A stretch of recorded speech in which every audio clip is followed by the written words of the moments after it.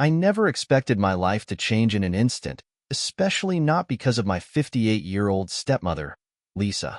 But the moment she walked into the bathroom that morning, wearing nothing but a loosely tied robe, everything I thought I knew about right and wrong, about loyalty and betrayal, began to unravel. It wasn't supposed to happen like this.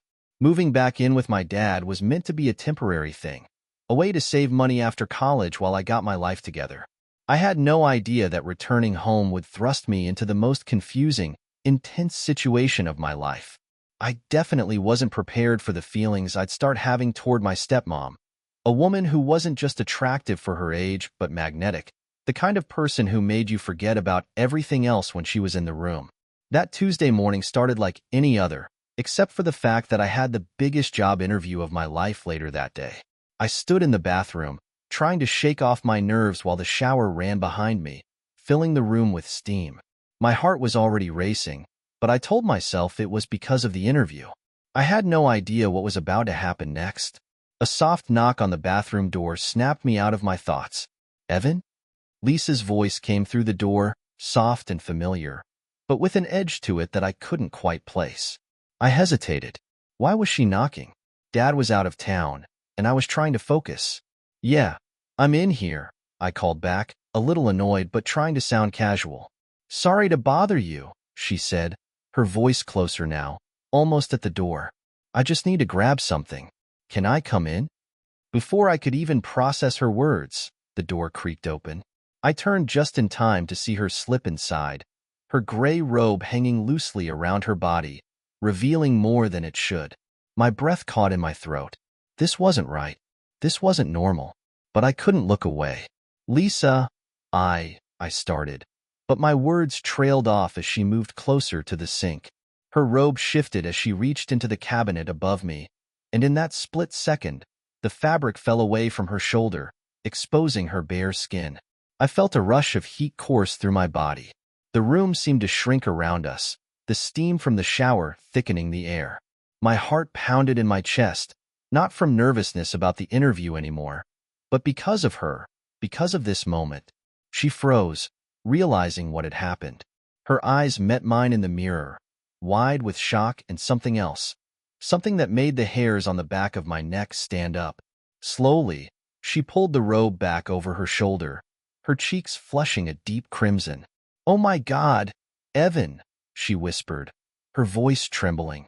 "I'm so sorry. I should have looked away. I should have said something, anything to break the tension that had suddenly wrapped itself around us like a tightrope.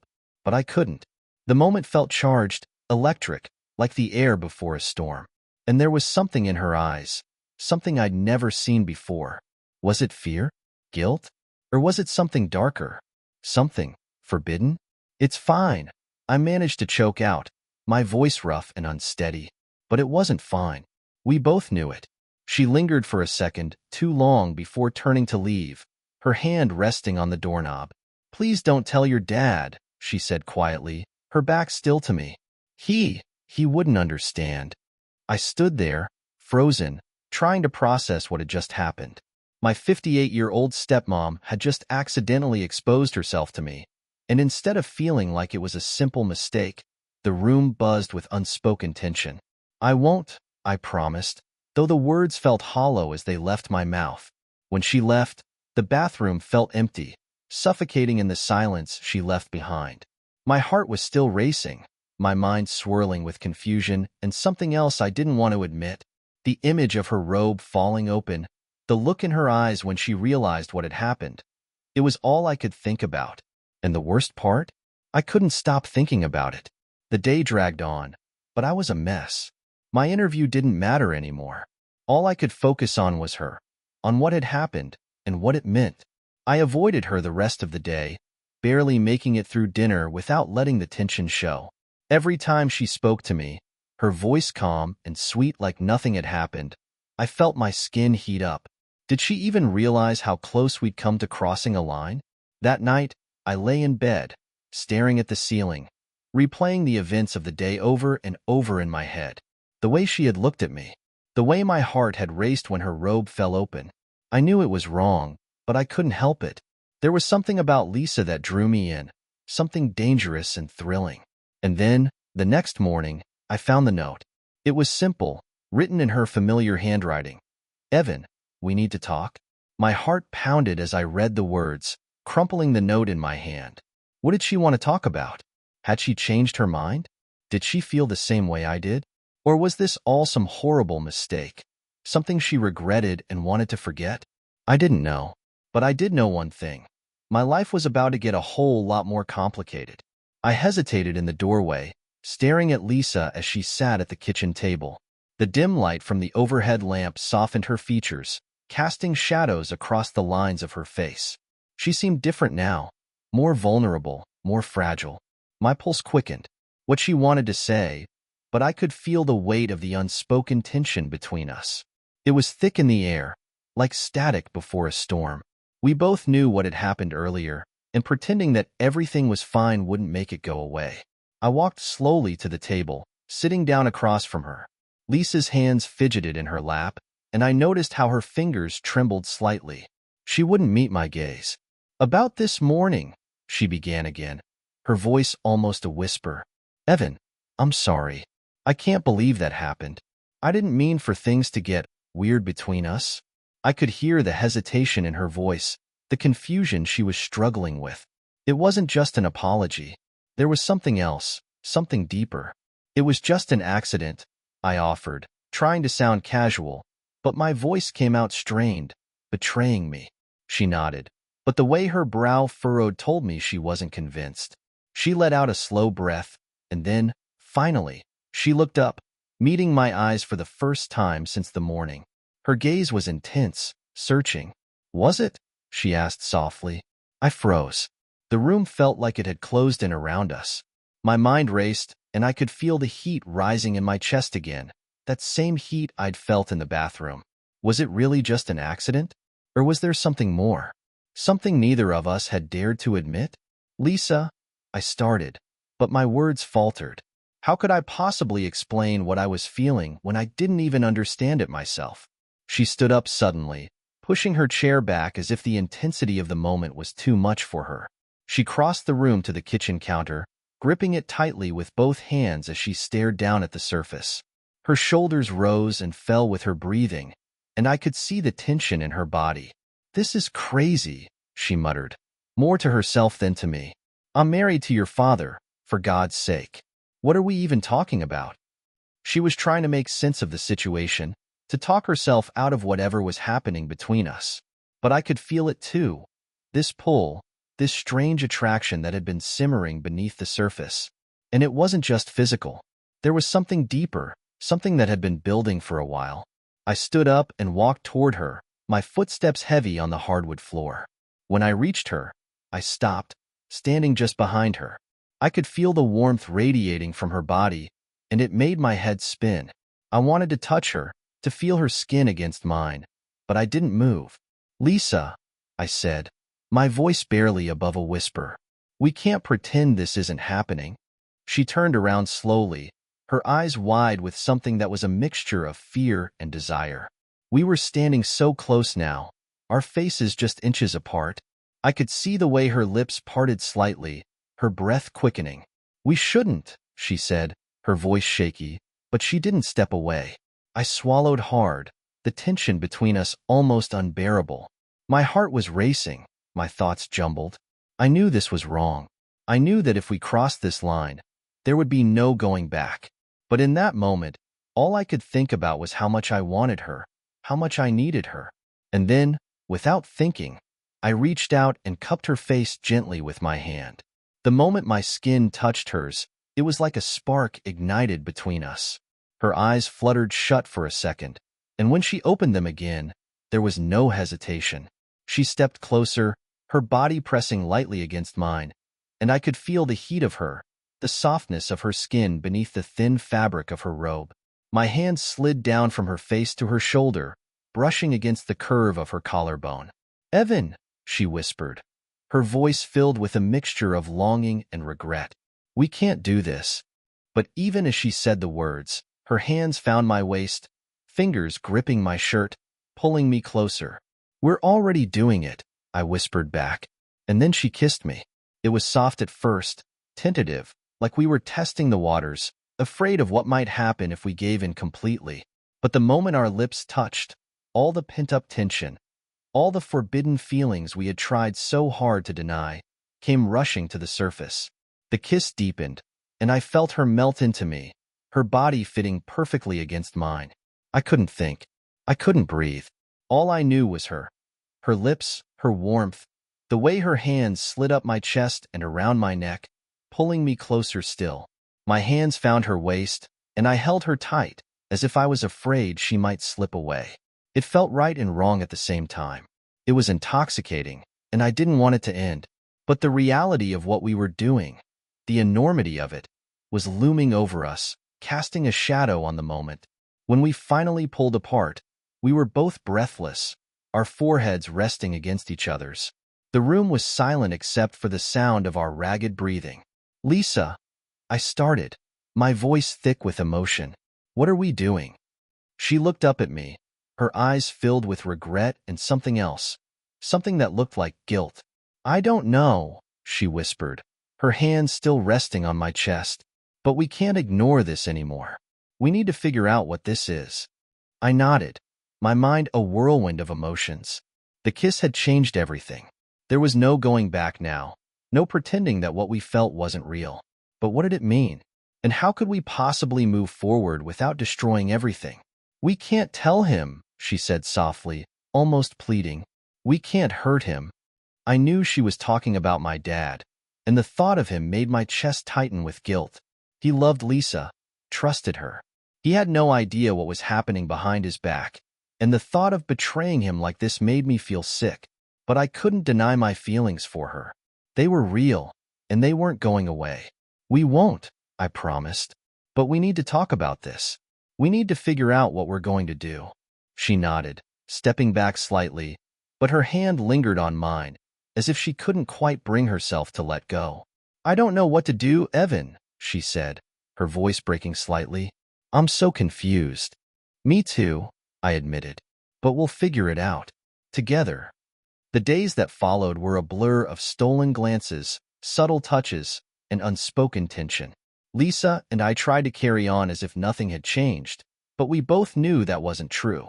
We had crossed a line, one that neither of us was ready to face head-on, and it felt like a countdown was ticking in the background, waiting for everything to come crashing down. My father, blissfully unaware, went about his usual routine, completely oblivious to the undercurrents of emotion swirling through the house. Every time he spoke to Lisa with affection or asked me how the job search was going, I felt a pang of guilt twist in my chest. How could we be doing this to him? And yet, every time I caught Lisa's eye, the memory of that kiss, of her body pressed against mine, rushed back with such force that it drowned out everything else. I thought things would calm down after that night, but the opposite happened. The attraction between us only grew stronger, like gravity pulling us closer every day, and the more we tried to resist it, the more inevitable it seemed. One evening, about a week after that first kiss, I found Lisa sitting alone on the back porch, staring out into the fading light of the sunset. Her arms were wrapped around her knees, and there was a quiet sadness in the way she sat, as if the weight of our secret was finally starting to crush her. I hesitated at the doorway, watching her for a moment before stepping outside. She didn't turn to look at me, but I knew she could feel my presence. I sat down beside her, keeping just enough space between us to make it feel safe, though the tension between us was almost palpable. "Lisa," I started, not really sure what I wanted to say, but needing to break the silence. "We need to talk." She sighed, her gaze still fixed on the horizon. "I know. I've been thinking about it too." Her voice was soft, almost fragile, as if the words might break her. I nodded, swallowing the lump in my throat. "What are we going to do?" Finally, she turned to face me, and the look in her eyes made my heart sink. There was a mixture of longing and resignation there, and I knew that whatever she was about to say, it wasn't going to be easy. "I don't know," she admitted, her voice barely above a whisper. "I'm so torn, Evan. I love your father, but what I feel for you, it's different. It's something I didn't expect, something I didn't even know was possible." Her words sent a jolt through me because they mirrored my own feelings exactly. I cared about my dad, loved him even, but what I felt for Lisa was like nothing I had ever experienced before. It was raw and consuming, and it scared me as much as it excited me. I feel the same way, I confessed, my voice low. But we can't keep doing this. It's not fair to him. I know, she whispered, her eyes glistening with unshed tears. But I don't know how to stop. Every time I try to push it away, it just comes back stronger. And I know it's wrong, but I can't help it. Her words hung in the air between us, heavy and unresolved. I reached out, almost instinctively, and took her hand in mine.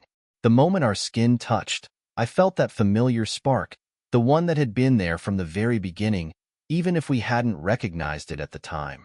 Maybe we should take a step back, I suggested, though the thought of pulling away from her made my chest tighten with anxiety. Give ourselves some space to think. Maybe things will, I don't know, get clearer.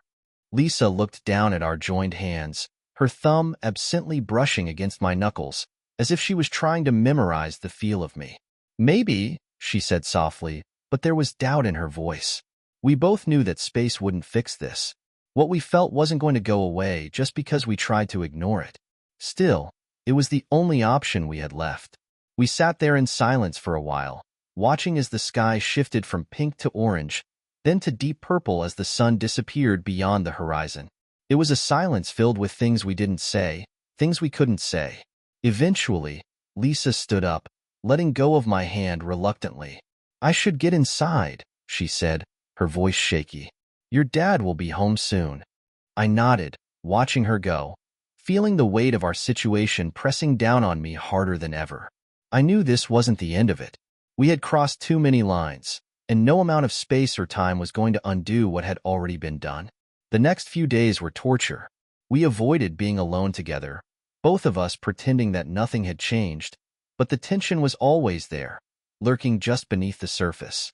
I could see it in the way Lisa's hands shook when she handed me my coffee in the morning, or the way her voice faltered when my dad asked her something at dinner. It was only a matter of time before something snapped. It happened late one night. I was in my room, lying in bed, staring at the ceiling as my thoughts raced in endless circles. I couldn't sleep, couldn't focus on anything but her. And then, I heard it, a soft knock on my door. My heart stopped. I knew it was her before I even answered. I hesitated, every rational part of my brain telling me to stay in bed, to let her walk away. But I couldn't. I got up and crossed the room, opening the door to find her standing there, wrapped in that same gray robe, her face pale and drawn with worry. Lisa, I whispered, my heart racing. I can't do this, she said, her voice breaking. I can't keep pretending that everything's fine when it's not.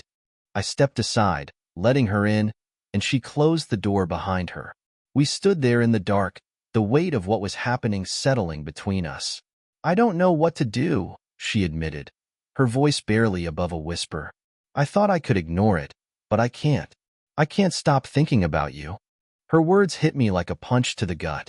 I felt the same way, had felt the same way since that first kiss. But hearing her say it made it all the more real. Neither can I confessed, my voice shaking. But what do we do, Lisa? We can't keep going like this. She stepped closer, her fingers reaching out to brush against my arm, and I felt that familiar jolt of electricity. The pull between us was undeniable, but so were the consequences. If we gave in again, there would be no going back. We have to figure this out, she said, her voice trembling, because I don't think I can stay here, in this house with you and him, pretending like nothing's happening. It's tearing me apart. The thought of her leaving, of her walking out of my life, made my chest ache with something close to panic. But what other choice did we have? We were stuck in an impossible situation, trapped between our desire for each other and the loyalty we owed to my father. I don't want you to go, I whispered, stepping closer until there was almost no space between us. But I don't know how to fix this. She looked up at me, her eyes filled with a mixture of longing and desperation. Neither do I. And then, once again, we crossed the line. Our bodies came together in a desperate, heated embrace, the last threads of restraint snapping as we gave in to the pull that had been building for weeks. It was intense, frantic, as if we both knew this was wrong, but couldn't stop ourselves. Her lips found mine, and everything else disappeared. There was no guilt, no fear, no consequences, just her and me, lost in the moment. But deep down, we both knew this couldn't last.